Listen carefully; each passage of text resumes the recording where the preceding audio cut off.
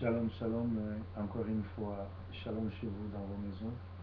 C'est votre humble serviteur, le messager de la bonne nouvelle, Proverbe 30, Didier Songo depuis Manchester, Angleterre. Cet après-midi encore, le Seigneur nous donne cette faveur afin que nous puissions débattre sur un grand dossier. Et moi, j'appelle ça un grand dossier qui est sur l'habillement de la femme. Donc, l'habillement et l'apparence extérieure de la femme a atteint son plus haut niveau dans nos églises évangéliques. Mais je vais lire dans 1 Timothée 2, je prends le verset 9. Je veux aussi que les femmes vêtues d'une manière décente, avec pudeur et modestie, ne séparent ni les tresses, ni d'or, ni de perles, ni d'habits somptueux, mais qu'elles séparent des bonnes œuvres, comme il convient à des femmes qui font profession de servir Dieu. Que la femme écoute l'instruction en silence, avec une entière soumission. Je ne permets pas à la femme d'enseigner, ni de prendre de l'autorité sur l'homme, mais elle doit demeurer dans le silence. Car Adam a été formé le premier, Ève ensuite, et ce n'est pas Adam qui est séduit, c'est la femme qui séduit, s'est rendue coupable de transgression. Elle sera néanmoins sauvée en devenant mère, si elle persévère avec modestie dans la foi, dans la charité et dans la sainteté. Dites Alléluia. Bien-aimés, ça c'est un grand dossier qui fait couler les encres dans nos églises, dans nos assemblées, dans nos communautés, dans nos quartiers. Et j'ai parlé sur l'esprit de Jézabel qui est dans l'église.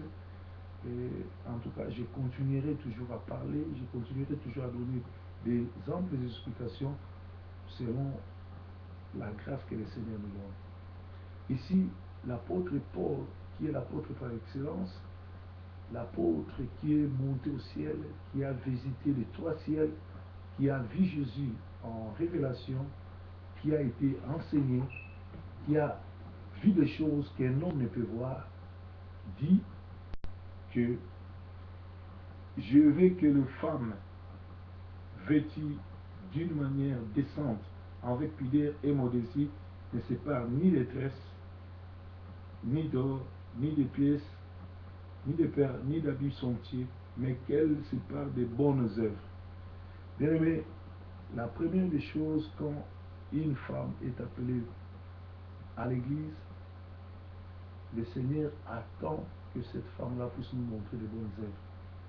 Voilà pourquoi, quelque part dans la Bible, dans l'Acte des Apôtres, il y a une femme qu'on a appelée à Jopé. Il y a une femme qu'on a appelée Tabitha. Cette femme était morte, mais sa communauté n'a pas voulu enterrer cette dame. Sa communauté n'a pas voulu perdre cette dame à cause de ce que cette dame représentait dans la communauté. Et la Bible déclare le jour de la mort de Tabitha, toutes les mamans de cette communauté, toutes les sœurs de cette communauté sont sorties avec les œuvres de Tabitha. Et ils ne pouvaient pas accepter que Tabitha soit enterrée. Ils vont même pousser Dieu à ce que Pierre, qui était le colonne de l'église, aille sur place pour la résurrection de Tabitha. Chère madame, chère sœur, chère servante, quand tu viens dans l'église, la première des choses, c'est que toi, tu puisses faire de bonnes œuvres.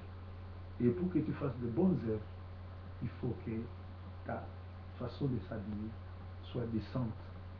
Pourquoi le Seigneur s'intéresse-t-il à la façon de s'habiller d'une dame? Bien-aimé, vous devez savoir que dans Matthieu 5, 27, le Seigneur dit, celui qui regarde une femme avec l'œil de faire l'adultère avec cette dame, elle a déjà commis l'adultère. Aujourd'hui, par ta façon de t'habiller, par ta façon d'apparaître, ma soeur, mon frère, tu peux amener des gens, plusieurs gens, à l'enfer. aujourd'hui, l'esprit de Jézabel agit dans la façon dont nos filles, dont nos sœurs, nos interprètes, nos prédicatrices, nos servantes s'habillent. Est-ce que vous savez que toute femme qui s'habille sexy a l'esprit de l'impudicité? Elle peut être sérieuse, elle peut ne pas avoir de copains ou des copines, mariée à un seul homme, mais cette femme-là a l'esprit de l'impudicité. Or, aujourd'hui, dans nos communautés, dans nos églises chaque dimanche, on ne peut pas se promener sans pouvoir rencontrer une femme mal habillée. Et vous savez aussi, les femmes qui s'habillent très mal, ce sont des femmes qui sont animées par l'esprit de Jézabel. Alléluia. Dans 1 Jean 5, 15 à 17, le Seigneur dit, n'aimez pas le monde et ses convoitises. Or, nous voyons aujourd'hui les hommes de Dieu, les enfants de Dieu, les servants de Dieu, au lieu de séparer les bonnes œuvres, ils séparent les bijoux, ils séparent ils veulent, ils sont plus que mondains. C'est-à-dire que quand vous voyez la tenue des chrétiens dans l'église, les filles mariées, les femmes mariées se comportent comme des prostituées, comme des pites, ça veut dire que cette église a besoin de réveil. Il faut prier. Or, aujourd'hui, l'église de réveil, c'est l'église qui somnole. Aujourd'hui, nous avons des femmes mal habillées à l'église qui entraînent l'impudicité, qui bouleversent les choses dans l'église. Bien aimé, je vais continuer ici. Le Seigneur dit, je veux que le femme vêtue d'une manière modeste, décente, avec pudeur et modestie. Est-ce que nous avons encore des femmes qui s'habillent avec pudeur et modestie à l'église? Est-ce que nous avons encore des femmes qui sont originales, qui sont naturelles? Or, qu'est-ce qui se passe? Actuellement, nous avons la sirène des côtes qui dirige toutes les églises. C'est elle qui entre dans les chefs des femmes pour prêcher. Je vais en venir. Pour aller acheter des trucs en Turquie. Je ne suis pas contre ceux qui voyagent en Turquie, en Wanzhou. Les femmes des pasteurs font maintenant les business, c'est-à-dire l'esprit des Sadducéens, l'esprit des pharisiens, comme c'était dans les temps de l'église, quand Jésus était sur la terre, et revenir encore à l'église.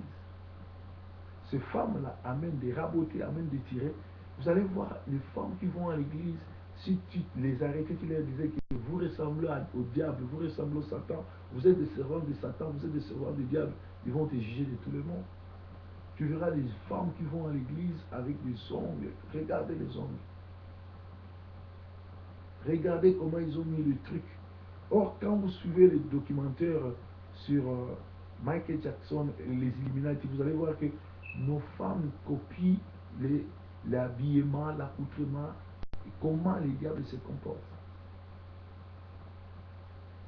On ne sait plus qui est pite, qui est servante, qui ne l'est pas. Les mondes, on les trouve maintenant à l'église et l'église, on les trouve dehors. Aujourd'hui, les femmes qui sont en dehors de l'église s'habillent mieux que ceux qui sont à l'église. Aujourd'hui, les musulmanes, aujourd'hui, les femmes musulmanes prêchent mieux que les chrétiennes par rapport à leur habillement. On ne sait pas. Quand tu te promènes sur la route, tu ne sauras pas qui est musulman, qui est chrétienne. Les musulmans s'habillent très bien. Ils sont modestes. Elles s'habillent très bien. Mieux que les soi-disant chrétiennes. Alléluia. Alléluia. Alléluia. Il dit ceci. Je ne permets pas à la femme. Oh là là là là. Il dit ceci. Mais qu'elle s'empare des bonnes œuvres, comme il convient à des femmes qui font profession de servir Dieu. Que la femme écoute l'instruction en silence avec entière soumission. Ça, c'est là où les Romains s'empoignaient.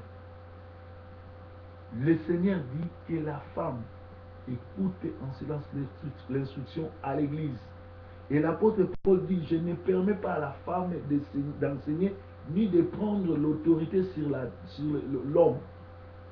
Et toutes les prédicatrices qui prêchent dans nos églises aujourd'hui, qui les a donné cette autorité? Parce que le Seigneur ne permet pas à la femme de prêcher, ne permet pas à la femme, ne lui donner pas l'autorité, de prendre l'autorité sur l'homme. Mais aujourd'hui, nous avons des couples qui conduisent les églises. J'ai lu dans ma Bible, de Genèse à Apocalypse, je n'ai pas vu quelque part dans le temps des apôtres où Pierre dirigeait l'église avec sa femme, où André dirigeait l'église avec sa femme.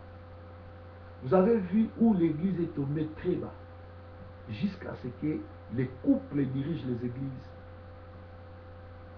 Dieu ne reconnaît pas les femmes comme prédicatrices. Dieu ne reconnaît pas les femmes comme pasteurs. Peut-être la femme peut prêcher à l'église en exhortant seulement les dames. Non, les prières des mamans, l'intercession des femmes. Mais une femme prophétesse, une femme pasteur, une femme apôtre, une femme évangéliste, c'est l'œuvre du diable, c'est l'œuvre de Nicolaï, c'est l'œuvre de Jézabel. Laisse-moi dire que tous ceux qui vont dans les églises où les femmes prêchent, où les femmes prennent l'autorité sur les hommes, n'hériteront pas le royaume des cieux. Laisse-moi vous dire, si tu es un homme et que ta femme te surveille et te contrôle, ta femme a l'autorité sur toi, tu n'hériteras pas le royaume des cieux, même si tu donnes ta dîme, mais tu n'as pas de péché, tu ne voles pas. Mais le fait que tu laisses ta femme te manipuler, la femme prendre l'autorité sur toi, tu n'hériteras pas le royaume des cieux. Ce n'est pas moi qui le dis. Nous allons voir dans cet enseignement, je vais vous montrer des versets, vous allez voir que j'ai raison. Toute femme qui s'élève pour prendre l'autorité à l'église n'est que l'esprit de Jézabel. Oh, vous savez que Jézabel est venue à l'église pour usurper le pouvoir, pour prendre l'autorité et pour manipuler Akab et l'église. Or, le roi Akab représente les pasteurs. Aujourd'hui, toutes les femmes qui s'élèvent pour prêcher, toutes les femmes qui s'élèvent pour prendre l'autorité dans l'église, toutes les femmes qui se disent prophétesses, toutes les femmes qui se disent apôtres, toutes les femmes qui se disent esprit de Dieu, toutes les femmes qui se disent femmes de fée, n'est autre que la femme Jézabel, l'esprit du diable, la femme Satan. Alléluia. L'apôtre Paul dit, je ne permets pas à la femme de prêcher. Pourquoi elle ne permet pas à la femme de prêcher? Parce qu'elle dit ceci. L'apôtre Paul dit ceci. Je ne permets pas à la femme de séduire ni de prendre l'autorité sur l'homme, mais elle doit demeurer dans le silence. Car Adam a été formé le premier, Ève ensuite, et ce n'est pas Adam qui est séduit, c'est la femme qui est séduite, c'est rendue coupable de transgression. Elle sera néanmoins sauvée en devenant mère. La femme sera néanmoins sauvée en devenant mère. Ça veut dire quoi devenir mère? Vous devez savoir que les femmes, quand Jésus-Christ est ressuscité sur la croix, le troisième jour, ce sont les femmes qui ont vu et ce sont elles qui étaient les témoins. Ici, il y a une très grande différence entre aller témoigner, aller appeler les gens, aller faire l'évangélisation, appeler les gens à venir à l'église et prêcher devant le saint. La femme est autorisée de témoigner, de faire des témoignages, de dire aux gens de leur quartier, aux gens de sa communauté de venir à l'église, comme les femmes l'ont fait quand Jésus était ressuscité. C'était les femmes qui se sont rendues le dimanche, ils ont vu que le Seigneur était ressuscité, ils ne se sont pas tus, ils ont raconté à tout le monde, ils ont donné des témoignages. Mais aujourd'hui, l'esprit de Jézabel vient troubler les femmes ne veulent plus rester assises en silence, elles veulent prendre l'autorité. Et pourtant, ce n'est pas Adam qui a été séduit, mais c'est la femme qui a été séduite. Et la Bible déclare que la femme sera sauvée en devenant mère. C'est-à-dire, la femme sera sauvée quand tu vas dans la rue, quand tu vas dans les maisons à maison, appeler les gens à venir à l'église. Pas devenir leur pasteur, mais tu les appelles à venir à l'église. Tu fais l'évangélisation. Il y a une différence entre l'évangélisation et l'évangéliste. Tout le monde peut faire l'évangélisation, mais tout celui qui fait l'évangélisation n'est pas un évangéliste. Un évangéliste, c'est un ministère. On reconnaît un évangéliste par les messages que le Seigneur te donne. Voilà pourquoi moi je m'appelle messager de bonnes nouvelles, parce qu'il y a plein de pasteurs qui n'ont pas de message, mais un messager, c'est celui qui amène la parole de révélation, le message que le Seigneur lui a donné. Paul ne permet pas à la femme de prêcher. Parce que Paul était révélé par le Seigneur. Connaissant la femme, elle savait que la femme était faible. On ne lui a pas donné le ministère de la parole. Mais on lui a donné le ministère de témoigner Christ. Alléluia.